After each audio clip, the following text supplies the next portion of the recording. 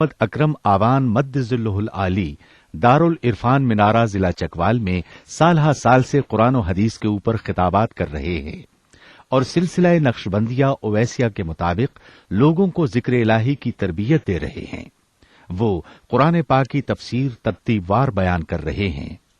تفسیر قرآن کو وہ موجودہ ملکی اور بین الاقوامی حالات کے مطابق بیان کرتے ہیں۔ موٹر وے سے کلر کہار کے انٹرچینج سے نکلتے ہوئے کلر کہار کی جھیل سے ہوتے ہوئے ایک پہاڑی ہے جہاں پر حضرت عبد القادر جیلانی المعروف غوث پاک کے پوتا مبارک کا مزار ہے جو موروں والی سرکار کے نام سے مشہور ہے۔ وہاں سے ہوتے ہوئے میانی، بوچھال اور نورپور سے گزرتے ہوئے دارالعرفان منارہ پہنچ سکتے ہیں۔ حضرت امیر محمد اکرم آوان نے بچیوں اور بچوں کی دینی اور دنیاوی تعلیم کے لیے سقارا اکیڈمی کے نام سے ایک درسگاہ بھی قائم کی ہے، جس کا افتتاح ملک پاکستان کے صدر جنرل محمد ضیاء الحق نے اپنے دست مبارک سے کیا تھا۔ اللہ رب العالمین والصلاة والسلام علی حبیبہ محمد وعلی آلہ وصحبہ اجمعین۔ اعوذ باللہ من الشیطان الرجیم، بسم اللہ الرحمن الرحیم۔ یا ایھا الذین آمنوا لا تقولوا راعنا وقولوا انظرنا واسمعوا وللکافرین عذاب علیم۔ ما یود الذین کفروا من اہل الکتاب ولا المشرکین ان ينزل علیکم من خیر من ربکم واللہ یختص برحمتہ من یشاء واللہ ذو الفضل العظیم۔ اللہم سبحانک لا علم لنا الا ما علمتنا انک انت العلیم الحکیم۔ مولا یا صلی وسلم دائما ابدا علی حبیبک من زانت بہ الصدور۔ ایمان لانے کے بعد تمام عبادتوں کا حاصل سب سے بڑی عبادت، سب سے ضروری کام اور ساری زندگی کرنے کا کام یہ ہے کہ کبھی کسی حال میں بھی بارگاہ رسالت میں کوئی گستاخی نہ ہونے پائے۔ بڑی عجیب بات ہے کہ محبت جسے کہا جاتا ہے وہ ایک بڑا آزاد سا جذبہ ہے۔ لوگ اس میں جنون کا شکار بھی ہو جاتے ہیں اور حدود و قیود کی پرواہ نہیں کرتے، روتے ہیں، چلاتے ہیں، فریاد کرتے ہیں، کپڑے پھاڑتے ہیں۔ عاشقوں کی یہ ساری ادائیں معشوق کی ایذا یا یوں کہہ لیجئے بدنامی کا سبب بنتی ہیں، لیکن اس مجبور و بے بس بندے کو جو اسیر محبت ہو جاتا ہے، بھلا ضابطوں کی قید کون بتائے اور اخلاق کی حدود کون سمجھائے۔ لیکن یہ بارگاہ عالی جو ہے، ایک شاعر نے بہت خوب کہا، ادب گاہست زیر آسماں از عرش نازک تر، ادب گاہست زیر آسماں از عرش نازک تر، نفس گم کردمی آیند جنید و با یزید اینجا۔ میں یہ شعر تھوڑی سی تبدیلی سے پڑھا کرتا ہوں، نفس گم کردمی آیند ابو بکر و عمر اینجا۔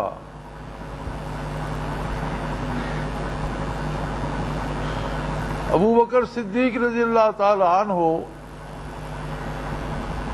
انبیاء کے بعد ساری مخلوق سے افضل ترین بندے ہیں اللہ کے۔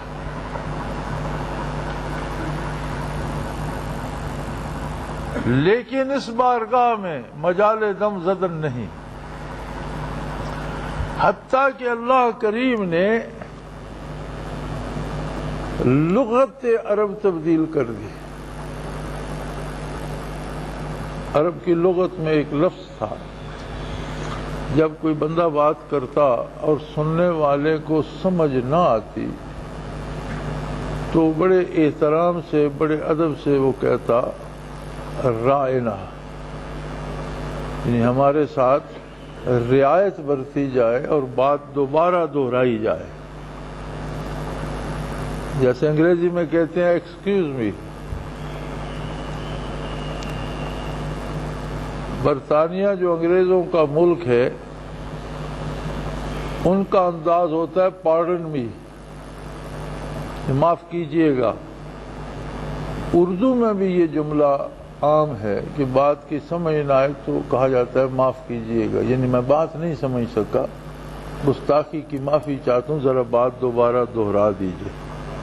اسی طرح عربی لغت میں تھا رائنا، کہ ہمارے ساتھ تھوڑی سی رعایت برتی جائے اور بات دوبارہ کی جائے.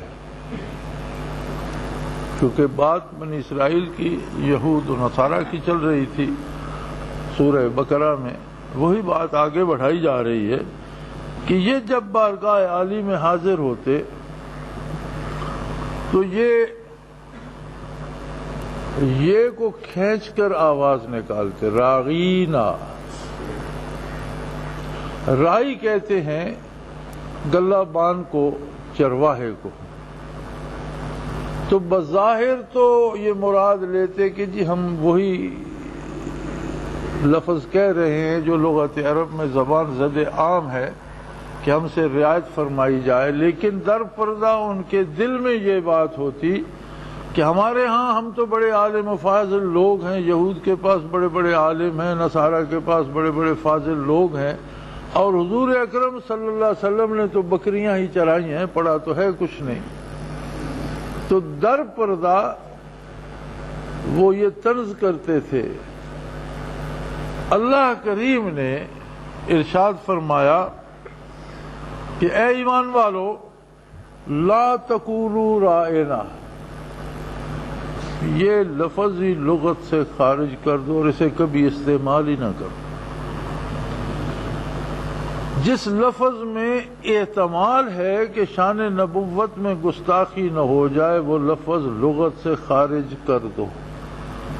وَقُولُوا انظُرْنَا، اور اللہ کریم نے اس سے خوبصورت لفظ اس کی جگہ عطا فرمایا کہ رائنا کی بجائے کہا کرو انظرنا، ہماری طرف نظر کرم ہو. یعنی لفظ بھی جو عطا فرمایا وہ اپنی ادائیگی میں بھی، صوتی انداز میں بھی، اور لغت اور معنی کے اعتبار سے بھی اس سے کروڑوں درجہ اچھا ہے.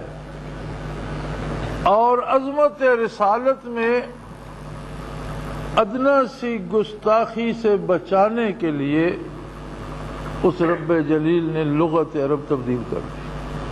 اب آپ آگے اندازہ کر لیجئے کہ ہمارے کردار میں جہاں گستاخی ہوتی ہے یا ہماری زبان سے پھسل کر جو لفظ گستاخی کے نکل جاتے ہیں. سید انور شاہ کشمیری رحمۃ اللہ تعالی علیہ کی ایک مارکۃ اللہ تصنیف ہے اکفار الملحدین، کہ کس کس وجہ سے لوگ کافر ہو جاتے ہیں، کس کس بات سے کفر لازم آتا ہے. اس میں وہ رقم تراز ہے، فرماتے ہیں کہ کوئی شخص حضور اکرم صلی اللہ علیہ وسلم کی شان میں ایسا جملہ کہے جس سے اس کی مراد گستاخی کرنا نہ ہو، لیکن اندیشہ یہ ہو کہ سننے والا اسے گستاخی سمجھے گا. شاہ صاحب فرماتے ہیں کہ ایسا جملہ کوئی کہے آقا نامدار صلی اللہ علیہ وسلم کی شان میں جس سے اس کی مراد گستاخی ہرگز نہ ہو، لیکن اندیشہ یہ ہو کہ سننے والا سمجھے گا اس نے گستاخی کی، فرماتے ہیں وہ شخص کافر ہے.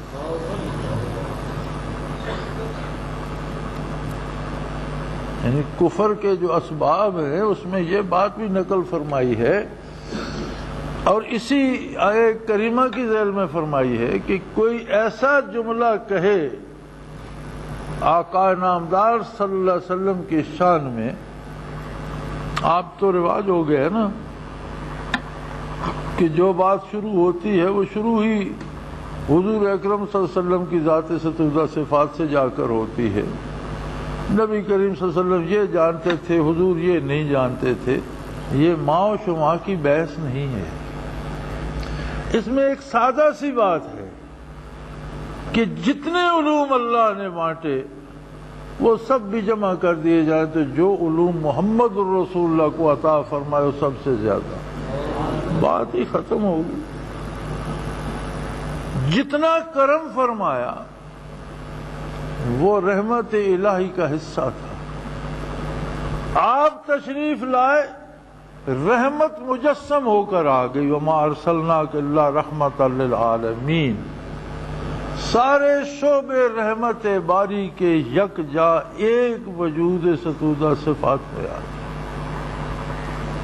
اور یہ یاد رہے کہ جو ادب و احترام حضور اکرم صلی اللہ علیہ وآلہ وسلم کا روز اول تھا، دنیا میں جلوہ افروز ہوئے تو جو تقاضائے ادب تھا وہ قیامت تک باقی ہے۔ آج بھی وہی تقاضائے ادب موجود ہے، حتیٰ کہ سیرت میں موجود ہے کہ وصال نبوی کے بعد صلی اللہ علیہ وآلہ وسلم روضہ اطہر کے باہر گلی تھی اور گلی کے دوسری طرف مکان تھا۔ اس مکان کی خاتون اپنی دیوار میں میخ ٹھونک رہی تھی اور ٹھک ٹھک کی آواز آ رہی تھی۔ تو حبیب کبریا ام المومنین حضرت عائشہ صدیقہ رضی اللہ تعالی عنہا نے پیغام بھیجا اور وہ دو لفظ تھے، لا تؤذوا رسول اللہ صلی اللہ علیہ وسلم، نبی کریم صلی اللہ علیہ وسلم کو تکلیف نہ دو، ٹھک ٹھک نہ کرو۔ یہ جو آپ اپنے گھر میں ٹھک ٹھک کر رہی ہیں یہ نہ کرو۔ سیدنا فاروق اعظم رضی اللہ تعالی عنہ نے ایک اعرابی کو، مسجد نبوی میں کنکریاں بچھی ہوتی تھی، بارش ہوئی، حضور اکرم صلی اللہ علیہ وسلم نے فجر کی نماز پڑھائی، محراب عالی میں تراوت تھی، پیشانی مبارک پر ہلکا سا کیچڑ لگ گیا۔ صحابہ کرام رضوان اللہ علیہم اجمعین نے حضور سے اجازت لے کر کنکریاں جمع کر کے ساری مسجد میں کنکریوں کا فرش بچھا دیا کہ پھر کبھی ایسی حالت ہو تو کیچڑ نہ بنے۔ ایک اعرابی بلند آواز میں بات کر رہا تھا، روضہ اطہر کے قریب کھڑا تھا۔ سیدنا فاروق اعظم رضی اللہ عنہ نے آواز دے کر نہیں بلایا، ایک کنکری اٹھا کر ماری۔ اس نے مڑ کر دیکھا، خاموشی سے اشارے سے پاس بلایا اور سمجھایا کہ تم کون ہو، کیوں اتنی بلند آواز میں بات کر رہے ہو؟ جی میں اعرابی ہوں، میں ان سے مسئلہ پوچھ رہا تھا۔ فرمایا تم باہر سے آئے ہو، بدوی ہو، اگر شہر کے ہوتے میں تمہیں درے مروا۔ روضہ اطہر کے سامنے اور اتنی بلند آواز۔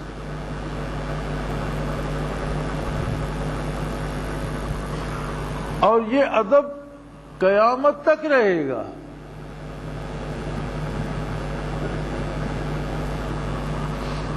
ہمارے ہاں نادانی میں نہ سمجھتے ہوئے بہت کچھ ہو جاتا ہے۔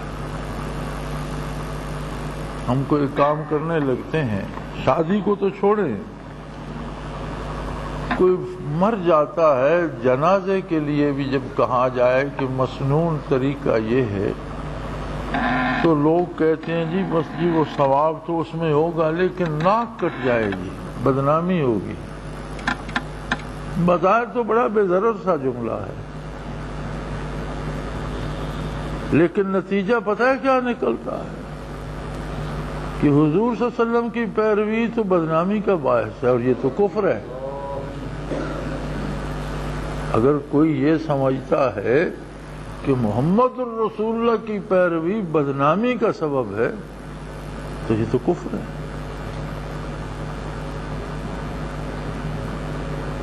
یہ وہ بارگاہ ہے کہ جہاں عشق و محبت کو بھی ادب کے تقاضے مد نظر رکھنے پڑتے ہیں۔ کوئی بڑے سے بڑا عاشق بھی بارگاہ عالی میں بیٹھ کر بلند آواز سے آہ نہیں کھینچ سکتا۔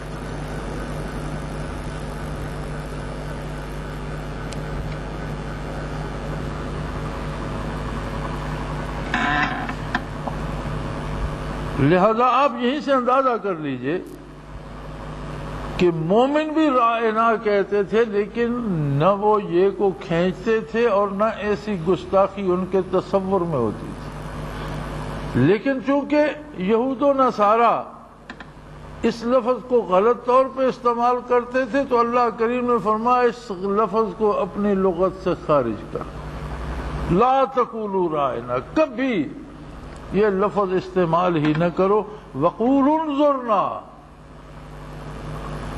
آپ کہا کرو نظریں کرم ہو جائے۔ اور حق بات یہ ہے واسمعوا، یہ موقع آئے کیوں؟ فرمائے محمد الرسول اللہ اور کوئی کہے دوسری دفعہ مجھے بتایا جائے یہ گستاخی کرے کیوں، سنے کیوں نہیں؟ واسمعوا، نبی کریم صلی اللہ علیہ وسلم کا معجزہ یہ تھا کہ نہ حضور بلند آواز میں بات کرتے تھے اور نہ بالکل دھیمی، معتدل آواز میں حضور بات ارشاد فرماتے تھے، اور معجزہ یہ تھا کہ لاکھوں کا مجمع بھی ہو تو جس انداز سے پہلی صف میں قریب کھڑا ہوا بندہ سن رہا ہوتا تھا، بالکل اسی فریکوینسی میں جو دور لاکھوں کے پیچھے کھڑا ہوتا وہ بھی اسی فریکوینسی میں سن رہا ہوتا۔ یہ معجزہ تھا آقا نامدار صلی اللہ علیہ وسلم کا۔ حضور طویل القامت نہیں تھے، بہت خوبصورت قد تھا نبی کریم صلی اللہ علیہ وسلم کا، لیکن جتنا بھی ہجوم ہوتا اس میں جتنے بھی طویل القامت بندے ہوتے سب سے بلند حضور نظر آتے تھے۔ یہ معجزات نبوی ہیں جو جا بجا ستاروں کی طرح روشن ہیں، ایمان والوں کے لیے رہنمائی کا سبب بن رہے ہیں۔ تو اعجاز نبوی یہ تھا کہ جب آپ خطاب فرماتے تو کسی کو، اب میں بات کر رہا ہوں کسی کو صاف سنائی دے رہی ہے، کسی تک صاف نہیں بھی پہنچ سکتی، مشینیں بھی لگی ہوئی ہیں، لاؤڈ سپیکر بھی ہے، پھر بھی شاید کسی مائک میں، کسی سپیکر میں، کسی تار میں شور آ جائے، کسی تک بات صحیح پہنچے، کسی تک صحیح نہ پہنچے، یہ سب ہو سکتا ہے، لیکن اس بارگاہ میں ایسا کوئی امکان نہیں تھا۔ حضور جو ارشاد فرماتے تھے اور جن لوگوں سے فرماتے تھے، جہاں تک آپ کا ارادہ عالی ہوتا تھا آواز وہاں تک اسی فریکوینسی سے جاتی تھی جس سے قریب ہوتی تھی۔ لہذا ارشاد فرمایا گیا واسمعوا، سنانے میں تو کوئی کمی نہیں ہے، اگر کوئی خطا ہوگی معذرت کے ساتھ دوبارہ عرض کرنا پڑے گا کہ دوبارہ ارشاد فرمائیے، تو سننے والے کی خطا ہوگی، لہذا واسمعوا، پوری توجہ سے سنو کیوں نہیں، یہ نوبت ہی کیوں آئے؟ کیونکہ یہ تو کوئی احتمال نہیں ہے کہ حضور اکرم ارشاد فرما رہے ہیں صلی اللہ علیہ وسلم تو آپ کے ارشاد فرمانے میں کہیں کوئی کمی بیشی آواز میں یا صوتی اثرات میں کسی تک پہنچتے پہنچتے کوئی کمی آئے، وہ تو ممکن نہیں ہے۔ ہر فرد تک جہاں تک حضور سنانا چاہتے ہیں۔ مجھے ایک دفعہ ایک کنویں کی زیارت اللہ نے نصیب فرمائی۔ ہماری بد نصیبی یہ ہے کہ مسلمانوں نے بجائے آثار کو محفوظ کرنے کے ضائع بہت زیادہ کیا۔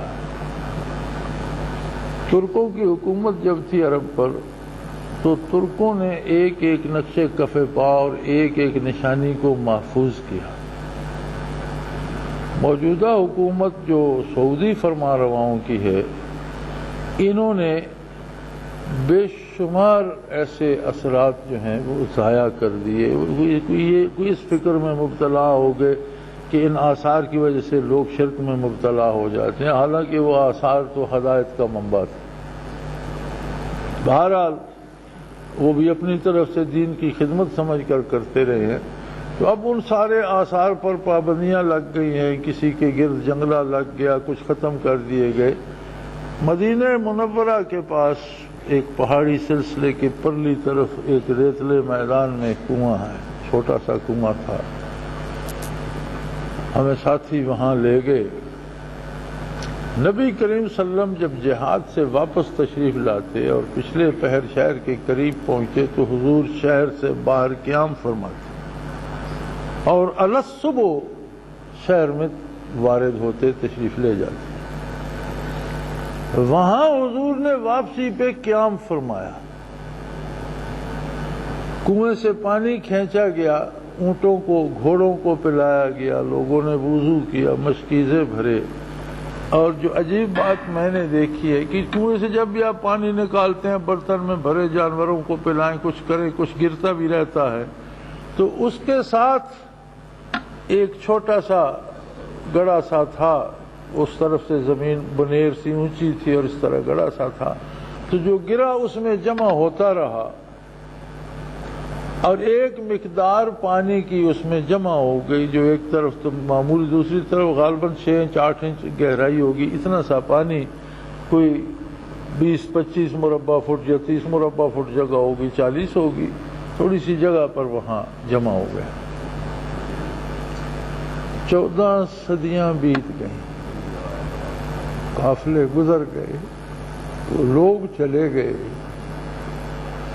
چرواہے کبھی کبھی اپنا ریوڑ اس کنویں پہ لے آتے تھے پانی پلانے، لیکن ایک عجیب بات کہ وہ جو پانی گرا تھا عہد نبوی میں اور باہر جمع ہوا تھا، نہ کنویں میں پانی کم ہوا ہے نہ اس گڑھے میں کم ہوا ہے 1400 سال میں۔ اس گڑھے میں جو پانی صحابہ کبار کے زمانے میں جتنا گر کر جمع ہوا تھا اتنا 24 گھنٹے وہاں جمع رہتا، کوئی نہ کوئی سبب قادر مطلق بنا دیتا ہے، وہ کم ہونے لگتا ہے تو کچھ چرواہا کنویں پہ آ جاتا ہے، وہ ریوڑ پہ لاتا ہے اور گرا دیتا ہے، اور کوئی بھی نہ آئے تو وہ پانی اپنی مقدار کم نہیں اللہ اس کی کرتا۔ 1450 سال بعد تو ہم نے اپنی آنکھوں سے دیکھا اتنا ہی پانی وہاں کھڑا تھا، اور جو دوست وہاں تھے وہ کہنے لگے ہم بھی دیکھتے چلے آ رہے ہیں، کبھی نہیں، نہ کم ہوتا ہے نہ زیادہ ہوتا، یعنی جو زمین پہ گرا تھا وہ بھی اپنی مقدار پوری رکھے۔ تو ہر پہلو، ہر شعبہ زندگی میں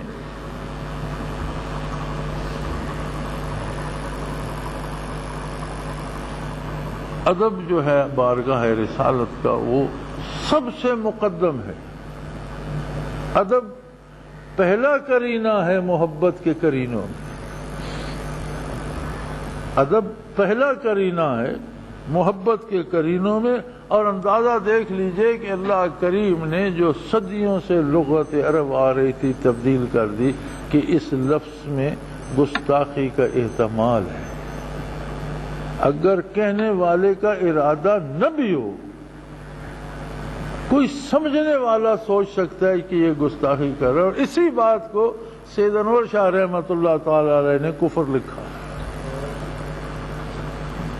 یا ایھا الذین آمنوا لا تقولوا راعنا وقولوا انظرنا، آپ لفظ چھوڑ دیجئے اور اس کی بجائے کہا کیجئے کہ نظر کرم ہو، انظرنا، ہم پر نظر کرم ہو جائے۔ واسمعوا، اور اصل بات یہ ہے کہ یہ کہنے کی نوبت ہی کیوں آئے، حضور ارشاد فرما رہے ہیں اور پھر کوئی جرأت کرے کہ جی دوبارہ فرمائیے، یہ کیا بات ہے؟ رہے کافر وللکافرین عذاب علیم، جہنم جانے کے لیے تو انہیں کفر ہی کافی تھا، سزا پانے کے لیے تو اور برائیاں کافی تھیں، جو گستاخی بارگاہ عالی میں کرتے ہیں اس کا عذاب بڑا دردناک ہو۔ عذاب تو سارے ہی بڑے بھیانک ہوں گے، بڑے دردناک ہوں گے، لیکن گستاخی کا عذاب بالخصوص بہت دردناک ہوگا۔ کافروں کے لیے تو بہت دکھ بھرا عذاب ہے۔ پھر یہ چاہتے یہ ہیں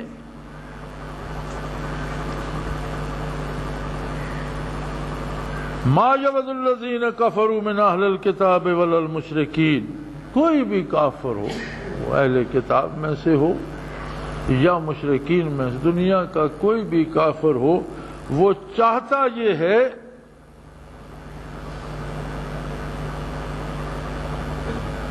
کہ اللہ کی رحمت تم پر کیوں نازل ہو، تم سے کوئی نہ کوئی بے ادبی، کوئی نہ کوئی گستاخی، کوئی نہ کوئی کام ایسا کروایا جائے کہ تم اللہ کی رحمت سے محروم رہو۔ واللہ یختص برحمتہ من یشاء، لیکن اللہ جسے چاہے اپنی رحمت کے لیے مخصوص کر لیتا ہے، وہ کسی کا محتاج نہیں ہے۔ اور اس کا سب سے پہلا مخاطب ہے صحابہ کبار رضوان اللہ علیہم اجمعین، پر ان کی وساطت سے قیامت تک کے مسلمان اس کے مخاطب ہیں کہ یہ تم پر اللہ کا کرم ہے، اس نے اپنی رحمت سے تمہیں دامان رسالت سے وابستہ کر دیا، یہ تو اس کی رحمت کا ایک کرشمہ ہے۔ کافروں نے الفاظ کے ہیر پھیر میں الجھانا چاہا کہ تم سے نادانستگی میں ہی گستاخی ہو جائے، فرمایا رب کریم نے تمہیں اس سے بچانے کے لیے لغت ہی تبدیل کر دی، اس کی رحمت ہے، وہ جسے چاہے نوازے، تمہیں اس نے اپنی رحمت کے لیے مختص کر لیے، مختص کر لیا اپنی رحمت کے لیے۔ واللہ ذو الفضل العظیم، اور وہ بڑے رحم والا اور بڑے فضل والا ہے۔ تب سے لے کر اب تک کفار و مشرکین کی وہ کوششیں جاری و ساری ہیں۔ آج بھی ذرائع ابلاغ پہ وہ ایسے پروگرام چلائیں گے جن میں بے حیائی ہو۔ بے حیائی کیا ہے؟ مومن کے لیے تو گستاخی ہے، جس سے حضور اکرم صلی اللہ علیہ وسلم نے منع فرما دیا، وہ کام کیوں کرے؟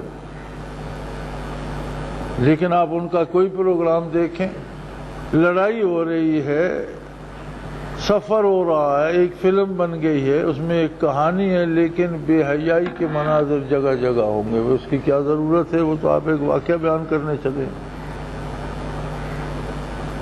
وہ اس لیے نہیں کہ وہ خود اسے انجوائے کرنا چاہتے ہیں، ان کے ہاں تو سرے بازار ویسے ہو رہی ہے، انہوں نے فلم سے دیکھ کر کیا کرنا ہے، وہ میرے آپ کے ہماری اولادوں کے لیے کہ انہیں بے حیائی کا عادی بناؤ۔ چیزیں بنائیں گے، دانت صاف کرنے کا برش بنا، اس میں خنزیر کے بال لگا دی، کھانے کی چیز بنائی، اس میں خنزیر کی چربی شامل کر دی، حتیٰ کہ میں نے یہ دیکھا ہے کہ اچھے بھلے نمازیوں کے جوتے جو انہوں نے بغیر ملکی خریدے، ان کے اندر سور کی کھال لگی ہوئی۔ برطانیہ میں ایک دن میں ایک شہر میں پھرتا رہا، اور جہاں تک میں چل سکا کم و بیش بہت سی دکانوں میں پھرا کہ کوئی جوتا ایسا مل جائے جس کے اندر سور کی کھال نہ ہو اور چمڑے کا جوتا ہو، بوٹ نما ہو، تو میں پھر کے عاجز آ گیا، اور جس کے اندر دیکھو سور کی کھال، جس طرح ہمارے ہاں بھیڑ کی کھال کا میشہ بنتا ہے جو جوتوں کے اندر لگاتے ہیں، اس طرح بن جاتی ہے۔ اور اس کی بڑی نشانی یہ ہے کہ سور کے جسم پر کوئی اکیلا بال نہیں ہوتا، جہاں دیکھو اس طرح 3 بالوں کا نشان ہو۔ یہ کھال صاف ہو جائے نا تو نشان سے رہ جاتے ہیں کہ جہاں بال تھے، تو سور کی کھال کو غور سے دیکھیں تو 3 بالوں کا نشان ہوتا ہے، ایک بال کا نشان اکیلے کا نہیں ہوتا۔ تو جہاں بھی اندر گھما کے دیکھا سور کی کھال تھی۔ دکانداروں سے بات کی، یار کوئی ایسا جوتا دو جس میں سور کی کھال نہ ہو۔ وہ کہتے جی یہ تو گائے کی ہے، یہ گھوڑ۔ میں نے کہا جی اوپر گھوڑے کی ہوگی، گائے کی ہوگی، جو اندر، ہاں اندر، وہ کہتے تھے اندر کیا ہے، وہ کوئی نظر آ رہی ہے۔ اتنا اب ایک آدمی نماز تو پڑھتا ہے، پاؤں دھو کر اسی جوتے میں اس نے ڈالے، سور کی کھال سے مست ہوئے، پھر کیا وضو ہوگا؟ ناپاک ہو گئے پاؤں، وضو کہاں رہا؟ وضو کر کے پاؤں غلاظت میں لتھیڑ دو تو پھر وضو رہ جائے گا۔ ایسی چھوٹی چھوٹی باتوں پہ ہمارے علاقے کے دوست وہاں ہوتے ہیں، تو ایک بھائی اگلے دن مجھے سنا رہا تھا کہ ایک بابا جی یہاں سے ملاقات کو گئے بیٹے کی برطانیہ میں، اور کہیں وہ ساتھ بازار میں لے گئے، کچھ دن وہاں رہے، تو 4-5 نوجوان تھے، ساتھ بابا جی بھی تھے۔ بابا جی نے کہا یار یہ مٹھائی تھوڑی سی خرید لو۔ انہوں نے کہا جی اس میں تو وہ سور کی چربی ملاتے ہیں، یہ سیب بڑے اچھے ہیں، یہ انہوں نے کہا یہ بڑے بدماش ہیں، اس پر انہوں نے چمکانے کے لیے سور کی چربی ملی ہوئی ہے، یہ چیز خرید لو، اس میں سور کی فلاں چیز ہے، وہ چیز خرید لو، اس میں خنزیر کی فلاں چیز ہے۔ تو 10-12 چیزیں بابا جی نے دیکھی، ہر ایک میں کہیں نہ کہیں آمیزش تھی۔ تو وہ کہنے لگے بھائی تمہاری ہمت ہے اور بڑے حوصلے والے لوگ ہو تم، اگر ہر چیز میں اس طرح سور ہے تو تم 10-12 بندے ہو مل کر رہتے ہو، کرتے بھی ایک خنزیر تو روزانہ کھا جاتے بھائی تمہاری ہمت ہے جو یہاں بیٹھے ہو، گھر کیوں نہیں چلے آتے، روکھی سوکھی کھا لو، ورنہ دن بھر میں تم 12 بندے تھوڑا تھوڑا کرتے بھی ایک خنزیر تو کھا جاتے۔ غذاؤں میں، دواؤں میں، لٹریچر میں، ٹیلی ویژن میں، ہر طرف اور ہر طرح سے کافر جس طرح روز اول سے کوشش کرتا تھا کہ ان سے کوئی گستاخی صادر ہو جائے بارگاہ رسالت میں، پھر باقی کسی کام کے فکر کی ضرورت ہی نہیں، ساری عبادتیں اس کی گئیں، سارا ایمان گیا، ساری ریاضتیں گئیں، سارا رشتہ ہی ختم ہو گیا، تو کوئی ایسا بم چلاؤ جس سے ساری عمارت گر جائے، اور وہ ہے کہ بارگاہ رسالت میں گستاخی ہو جائے۔ اللہ کریم فرماتے ہیں یہ نہیں چاہتے، ما یود الذین کفروا، کافر ہرگز یہ نہیں چاہتے، وہ اہل کتاب ہوں یا مشرک ہوں، کہ تم پر اللہ کی رحمت اور اللہ کی طرف سے خیر اور برکات نازل ہو، یہ ہرگز انہیں پسند نہیں، یہ نہیں چاہتے۔ اس لیے ہیر پھیر کے، الفاظ کے ہیر پھیر میں، باتوں کے ہیر پھیر میں، چیزوں کے ہیر پھیر میں تمہیں گستاخی میں مبتلا کرنا چاہتے ہیں، لیکن جن میں خلوص ہے اللہ ان کی حفاظت فرماتا ہے۔ واللہ یختص برحمتہ من یشاء، جسے چاہتا ہے اپنی رحمت کے لیے مختص کر لیتا ہے۔ شیطان کفار مشرکین مل کر اس کا کچھ نہیں بگاڑ سکتے، اس لیے کہ اللہ بہت بڑے عظیم فضل کا مالک ہے۔ اور یاد رکھیں انسان کے بچنے کا پہلا اور آخری سبب اللہ کا فضل ہے۔ کسی نیکی پہ گھمنڈ مت کیجئے، ہم نے نیکی کی اس کی توفیق سے، ہم نے جو غلطیاں کی وہ شیطان کی بات مان کر، ہم نے نیکی کی توفیق اس نے دی، ہم نے برائی کی وہ شیطان کی بات مانی، نفس کی بات مانی، اور ہمیں ہر برائی کا پتہ ہے کہ برائی صادر ہوئی، پاس رسید نہیں ہے، ہمیں جن سجدوں پہ ناز ہے وہاں قبول بھی ہوئے یا نہیں کسی کے پاس رسید نہیں ہے۔ اس لیے ہر سجدے، ہر ذکر، ہر درود پر جذبہ تشکر سے دل لبریز ہونا چاہیے، اپنی بڑائی میں مبتلا نہیں ہونا چاہیے۔ بڑائی اللہ کے لیے ہے، عظمت اللہ کے لیے ہے، اور اللہ کے رسول صلی اللہ علیہ وسلم کی بارگاہ کا ادب ہے، ہماری کوئی حیثیت نہیں ہے۔ اور یاد رکھیں تمام ایمان کی بنیاد اس پر ہے کہ کام کرتے وقت بھی یاد رہے، بات کرتے وقت بھی یاد رہے کہ کہیں اس بارگاہ عالی میں گستاخی نہ ہو جائے۔ اللہ کریم ہماری خطاؤں سے درگزر فرمائے، توبہ کی توفیق دے، توبہ قبول فرمائے، اور ہماری ٹوٹی پھوٹی عبادتوں کو شرف قبولیت سے نوازے۔ وآخر دعوانا الحمدللہ۔ وہ تمام احباب جو اسلام کی طلب رکھتے ہیں ان سے گزارش ہے کہ دارالعرفان منارہ ضلع چکوال میں امیر محمد اکرم آوان صاحب کے خطابات سے مستفید ہوں۔ وہ ہر جمعے کو نماز سے پہلے بیان فرماتے ہیں۔ ہر ماہ کی پہلی اتوار کو ماہانہ اجتماع ہوتا ہے جس میں آپ خصوصی خطاب فرماتے ہیں، اور پاکستان کے چاروں صوبوں سے احباب اس اجتماع میں شرکت کرتے ہیں۔ اس کے علاوہ یہاں سال میں 2 مرکزی اجتماعات بھی ہوتے ہیں، ایک رمضان المبارک میں اعتکاف کا اجتماع اور دوسرا جولائی اور اگست میں 40 دن کا اجتماع ہوتا ہے جس میں روحانی تربیت کی جاتی ہے۔ لا الہ کی تیغ کاٹے گی اندھیرے کا گجر، گنبدے خضرا سے روشن ہوگی پھر اپنی سحر، اپنا خون سیماب دے کر اتنا ہم کر جائیں گے، نام آقا کا چمن میں پھر رقم کر جائیں گے۔